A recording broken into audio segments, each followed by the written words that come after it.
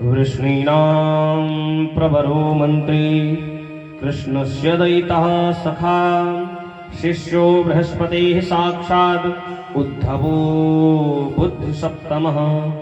ये उद्धव जी महाराज कौन है?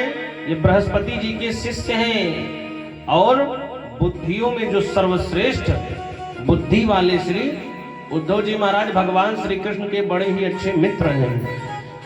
एक दिन जब भगवान को देखा उद्धव जी ने कि भगवान अत्यंत दुखी हैं, तो भगवान से पूछा कि आप इतना दुखी क्यों हैं?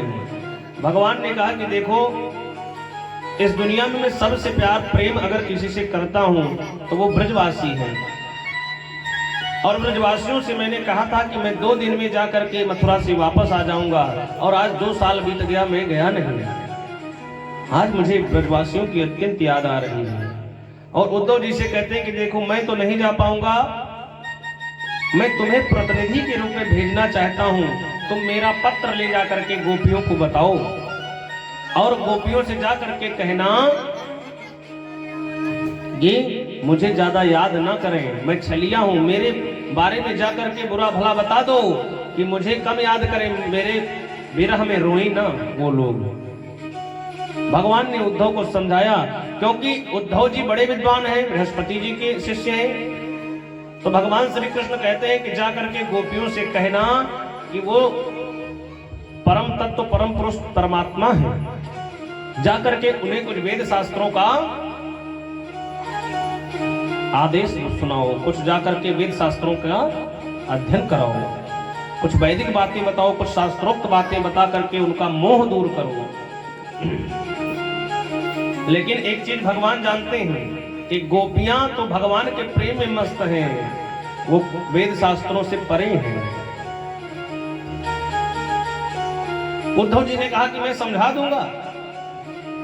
भगवान मन में सोचते हैं कि उद्धव को अपने ज्ञान पर घमंड है, ये जाकर के गोपियों को समझा देंगे। तो भगवान श्री कृष्ण आज उद्धव जी के मान का भी मर्दन करने के लिए, जो ज्ञानाभिमान है उसको हटाने के लिए भेजते हैं। जगन्नाथ दास रत्नाकर जी महाराज कहते हैं, भेजे मन भावन के उद्धव के आवन की, सुध ब्रजे गावन की पावन जबे लगे। आज भगवान श्री कृष्ण जानते हैं कि जो उद्धव जी महाराज हैं, इनको अपने ज्ञान का अभिमान है। भगवान सब जानते हैं कि उद्धव जी को ज्ञान का अभिमान है, इसलिए भगवान आज भेजते हैं। और मन में भगवान सोचते हैं कि उद्धव तुम गोपियों को कैसे समझाओगे? जो गोपियां प्रेम में लीन है, तुम उनको ज्ञान का पाठ कैसे पढ़ा पाओगे? मन में भगवान सोचते हैं, कहते हैं उद्धव से, कहते हैं यमुना तट को बंसीवट को, मन के हठ को समझाओगे कैसे? यमुना तट को बंसीवट को, मन के हठ को समझाओगे कैसे? राधा के नैनों के नीर को मीरा के पीर को धीर धराओगे कैसे? राधा के नैनों के नीर को मीरा की पीर को धीर धराओगे कैसे? कान्हा के नाम का प्रेम पीयूष, कान्हा के नाम का प्रेम पीयूष, पिया है जिया है यहाँ सबने। उद्धव ये तो बता दो कि प्रेम के रंग पे ज्ञान का रंग चढ़ाओगे कैसे?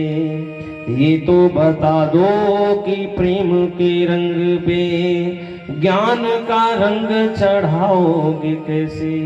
भगवान उद्धव से कहते हैं कि देखो, गोपियां तो प्रेम रंग में रंगी हुई हैं, उनको आप ज्ञान के रंग में कैसे ढालोगे? उनको तो ज्ञान की बातें समझ में ही नहीं आती हैं। और वस्तुतः जो सब कुछ छोड़ करके भगवान की शरण में चला जाता है, भगवान उसे अपना लेते हैं। तो गोपियों की ये अद्भुत दशा है। आज उद्धव जी जब गोपियों के मत जाते हैं, गोपियां दौड़ दौड़ करके घेर लेती हैं उद्धव जी को।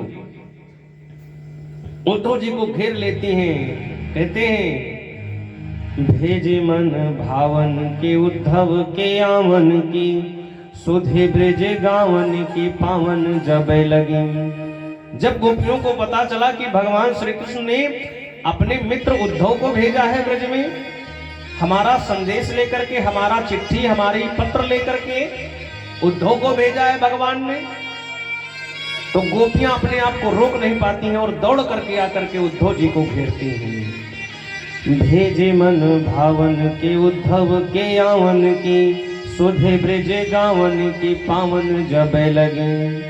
कहे रत्ना कर गुआलिनी की झोरी झोरी, और दौरी दौरी नंद पौरी आवन तब लगे।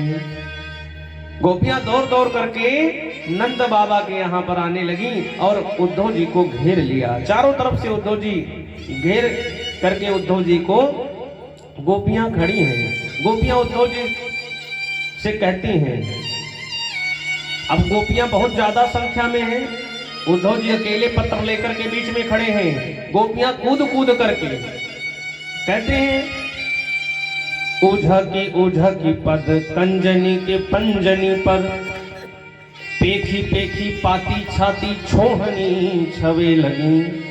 जो गोपियां वो कूद कूद करके ऊपर, जो पीछे गोपियां हैं वो कूद कूद करके पत्र देख रही हैं और क्या कहती हैं, हमको लिखो है कहाँ, हमको लिखो है कहाँ, हमको लिखो है कहाँ, कहाँ न सबे लगी। गोपियां कहती है कि भगवान श्री कृष्ण ने हमारे बारे में कहाँ पर लिखा है, जरा आप देख करके बताओ पत्र में हमारे विषय में भगवान ने क्या लिखा है। गोपियां विरह के कातर में आज आंखों से अश्रुपात हो रहे हैं और चिट्ठी पढ़ पढ़ करके सब सुना रहे हैं। गोपियों की ये दशा देख करके उद्धव जी रोने लगे। उद्धव जी को पता चला कि धन्य है ये गोपियां जो परमात्मा के लिए इतना पागल हो गई हैं। लोग मजाक उड़ाते हैं, जो व्यक्ति पागल हो जाता है कहते हैं तो पगला गए हैं, लेकिन जो भगवान के प्रेम में पागल हो जाता है वो तो समझ लो कि भगवान पर उसकी विशेष कृपा हो जाती है।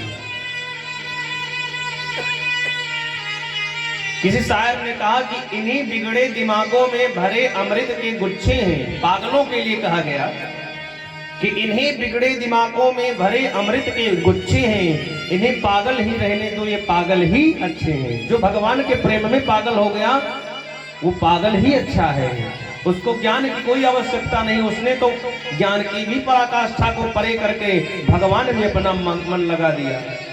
जब मीरा जी ने कहा कि मेरे तो गिरधर गोपाल दूसरों न कोई, तो लोगों ने कहा कि ये तो पगला गई हैं। लोग कहे मीरा हुई बावरी, मीरा तो पगला गई हैं, ये अपने घर द्वार को छोड़ के भगी हैं। लोगों ने बहुत कुछ कहा लेकिन मीरा जी ने नहीं, इस पर ध्यान ही नहीं दिया। लोक लाज को छोड़ करके मीरा जी ने भगवान को अपनाया और अंत में देखिए मीरा जी को भगवान मिल गए।